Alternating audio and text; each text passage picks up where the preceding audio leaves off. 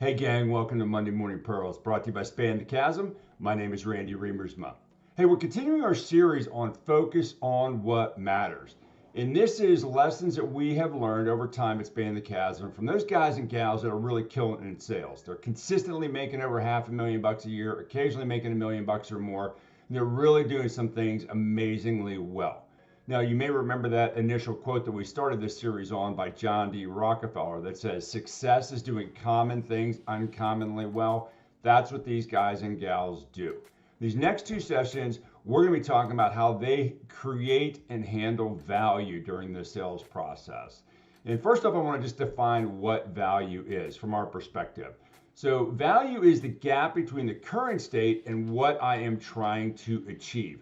That could take on a lot of different things, but I'm hungry and I want to eat a cheeseburger. That value gap is a cheeseburger. Or our data is all over the place and I need some intelligence. So value though is the gap between the current state and the future state. You might want to read Keenan's book on gap selling. That just is coming out right now. He does a great job of defining some of these things. But that gap between the current state and the future state is value. And what the guys and gals that are killing it do is they do a great job of keeping this gap and wide and stretching it on a regular basis. Now, the first thing they do in this that is critical, and a lot of sales reps make this mistake, is they set the current state and they make it unacceptable. A lot of reps only sell the future, and that's okay, but we've got to make that current state unacceptable, because that's what these guys and gals do such a phenomenal job of. All right, so how do they do it? So a couple of things I want you to consider.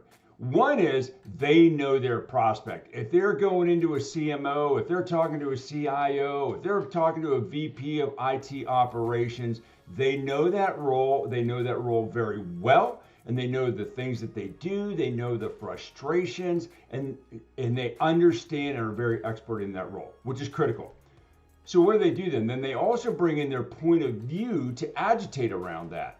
So they show them what other people in similar roles are doing that will show the gap or expose what they're doing wrong, poorly today.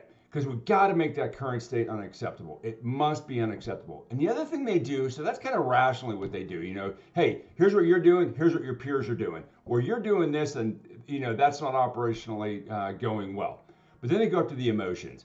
And then they just bring in things like this. It's those subtle phrases that they often say when your prospect is describing something, and then adding in that, wow, that must be rough. Or man, that must be frustrating when you're having that going on. I'll bet when you're in front of the rest of the executives, you bring in this old error-prone data, man, it must be frustrating to have to deal with that. That's not a lot of fun. So they get in there and they tap the emotions, because the rational side of the brain has to get ignited, but the emotional side has to get lit up as well. So they do a great job with that.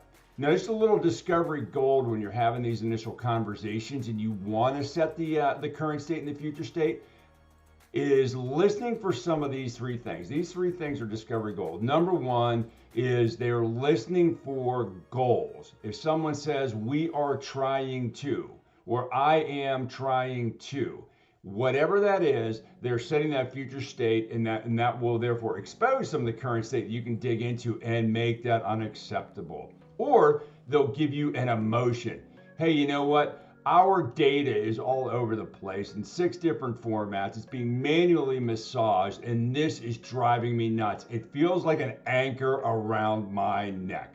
When they give you that big moment like that, you want to dig into that.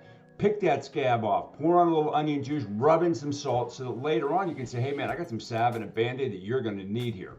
And the other thing is, if they mention a number, anytime someone mentions a number, I know from experience, they don't want it to stay the same. They might say 17.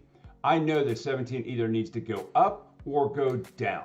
If 17 is their current rate of growth, then they probably want that to increase. If 17 is the percentage of operational expenses versus revenue, I know they want that to go down. So listen for numbers. And then you want to pick at that and agitate, drag them through the broken glass, rip off that scab, pour on some onion juice, rub in a little salt, so that later when you talk about your beautiful future state and you've got that uniquely differentiated, that gap between their current state and their future state will be nice and wide. nice and wide. We're going to talk more about that gap next week.